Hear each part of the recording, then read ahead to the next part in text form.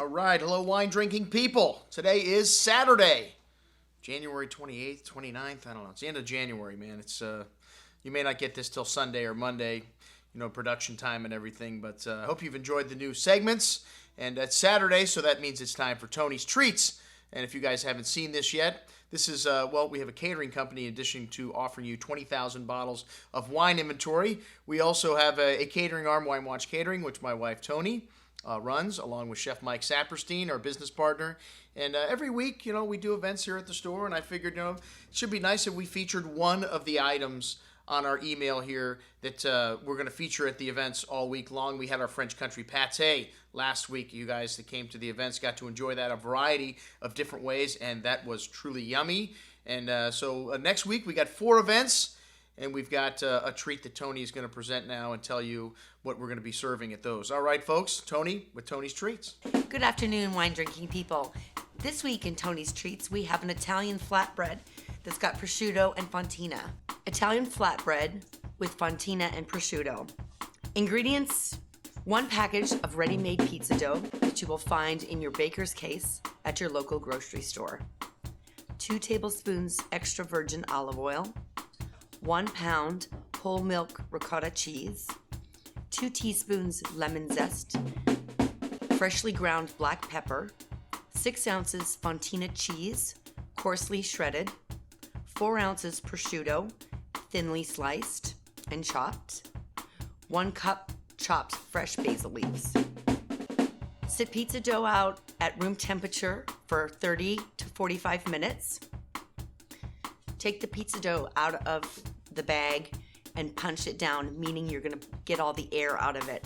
So lightly flour it on either side and knead it with your hands for about 1 minute until you don't hear the snap, crackle, pop of the air. Cut the dough into 3 equal parts. On a lightly floured work surface, roll out each piece of the dough into an 8 to 10 inch circle, approximately 1/8 inch thick. Brush each circle with the extra virgin olive oil and lightly salt and pepper. Grill each of them for 4 minutes on each side. Remove the flatbread from your grill or pan. Combine the ricotta cheese and lemon zest in a small bowl. Season with salt and pepper to taste. Spread each flatbread with 1/2 cup of ricotta mixture. Sprinkle the fontina cheese evenly over the ricotta cheese mixture.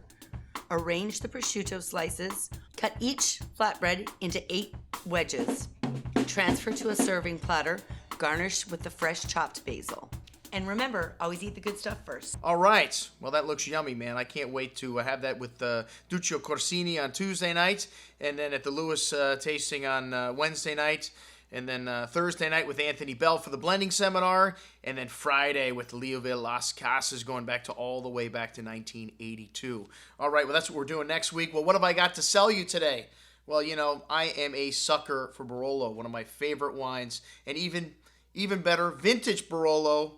And today, there's a lot of distressed property out there. You can get vintage Barolo for up to half of what you can buy the current release for. Just like those of you that enjoyed that 2000 big to big Rocche Manzoni Barolo a month ago that we sent out, it's all gone.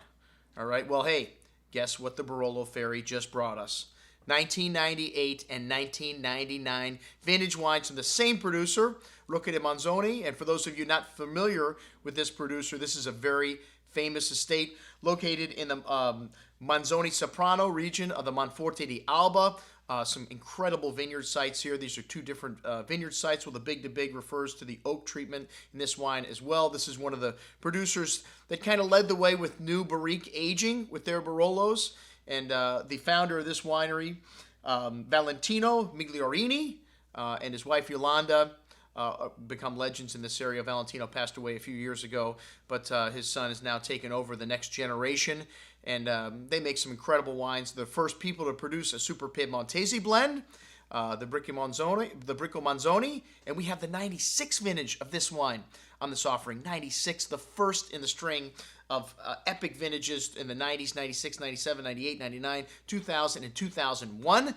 It's easier to remember the bad vintages in the Piedmont recently. 2002, the last off vintage, We still have some great wine from 2002, that La Spinetta Barbaresco that we have in the store for $38. Delicious. But hey, we're talking about Rocche Manzoni right now. And 1998 Big to Big, and 1999 Vigna Roul. Two great vintages also. And the 1998 vintage, kind of a cross between 97 and 99. A little more approachable, but still had great structure. 1999 is a classic vintage for Barolo. This 1999 is just starting to drink nicely right now, but you can keep this wine for another 10, 20, hey, maybe 30 years. We're going back to 61 at our Borgogno Barolo tasting coming up in April. We had that wine last year. It was still drinking fantastic. All right, well, check it out. That's what we've got to sell you today. And in addition to 750s of the two Barolos and the Super Piemontese wine from 96, we've got big bottles. And they're just over half the $35 sale price at $80 for the Magnums. All right, folks, so that's what I got to sell you today. I'm your host, Andrew Lampasone, signing off for the Wine Watch, saying remember, always drink the good stuff first.